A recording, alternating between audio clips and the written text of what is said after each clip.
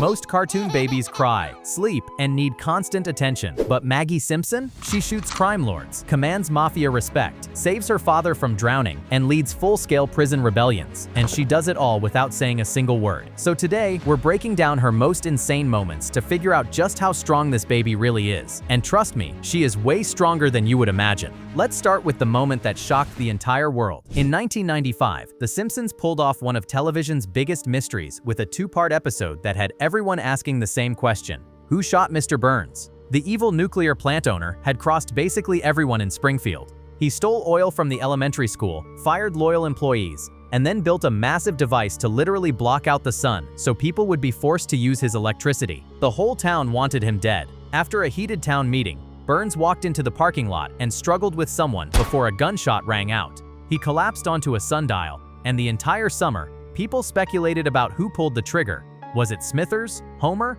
Moe? The answer nobody saw coming was Maggie Simpson. Here's what actually went down. After the town meeting, Burns spotted Maggie in the family car with a lollipop in her mouth. Being the absolute menace he is, Burns decided he wanted to literally take candy from a baby. But here's the thing.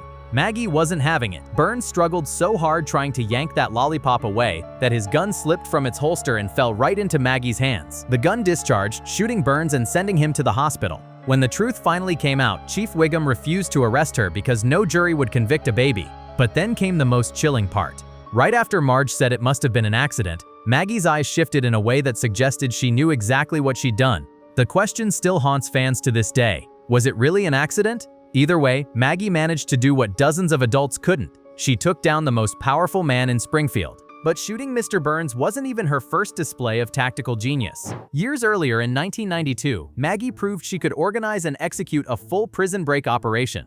The episode was called A Streetcar Named Marge. And while Marge starred in a community theater production, Maggie got enrolled at a daycare with a pretty ominous name: the Ayn Rand School for Tots. The strict director, Miss Sinclair, immediately confiscated Maggie's pacifier along with every other baby's comfort item.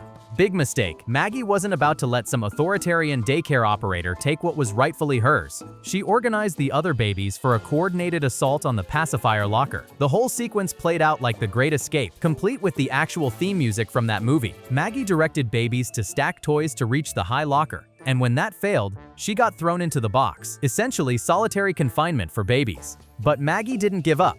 She rallied the troops again, and this time they succeeded. By the time Homer came to pick her up, every single baby in that daycare had their pacifier back, and they were all staring at him in perfect silence like something out of a Hitchcock movie. Ms. Sinclair had been completely defeated by a one-year-old who couldn't even speak. Now let's talk about her physical strength, because it gets absolutely ridiculous. In the episode Hello Gutter, Hello Fatter, Homer bowled a perfect 300 game and became a temporary celebrity. But when his 15 minutes of fame ended, he tried to bond with his kids. Bart and Lisa weren't interested, so he focused on Maggie. He took her to the pool, but she wouldn't go in the water with him, so they went to the beach instead. And that's when disaster struck. Homer got caught in a riptide and started drowning. The lifeguards were nowhere to be found. Homer was going under, and who came to save him? Maggie. This baby swam out into dangerous ocean currents, grabbed her fully grown father, and somehow dragged him back to shore. The show explained it as babies having superhuman strength when their parents are in danger. But come on, we're talking about a baby pulling a 240-pound man through crashing waves. That's not just adrenaline, that's straight-up superhero territory. And as a thank you for saving his life, Homer took Maggie bowling, where she proceeded to bowl her own perfect 300 game. Of course, Homer accused her of stepping over the line and docked her points. But still,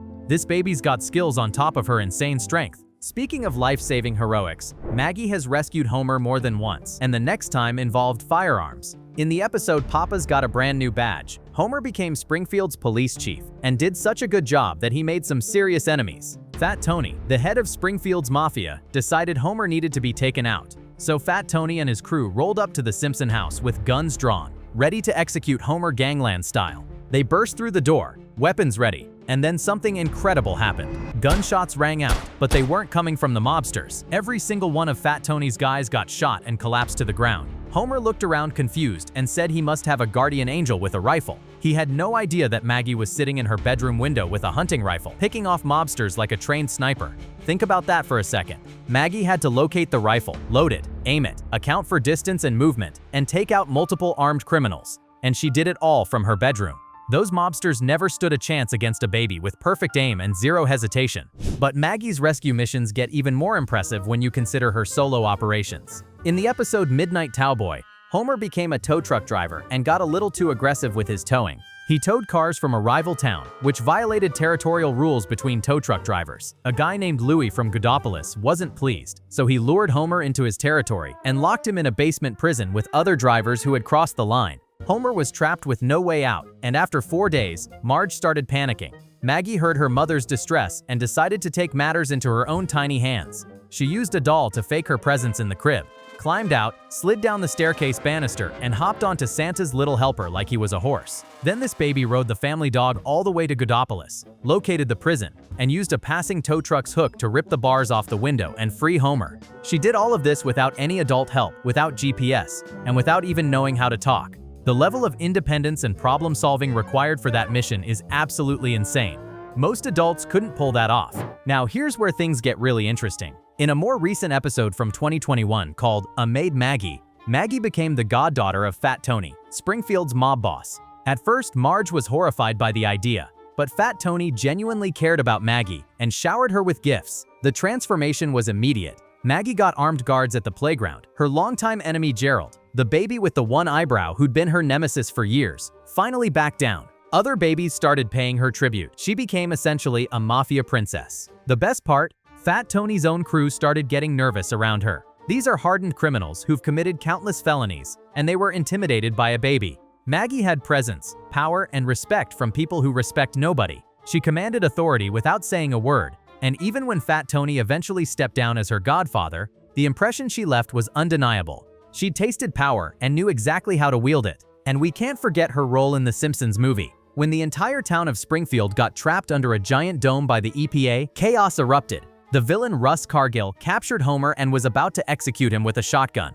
The family seemed doomed. But then Maggie appeared behind Cargill at the perfect moment and dropped a boulder on his head, knocking him out cold. Once again, Maggie saved the day when no one else could.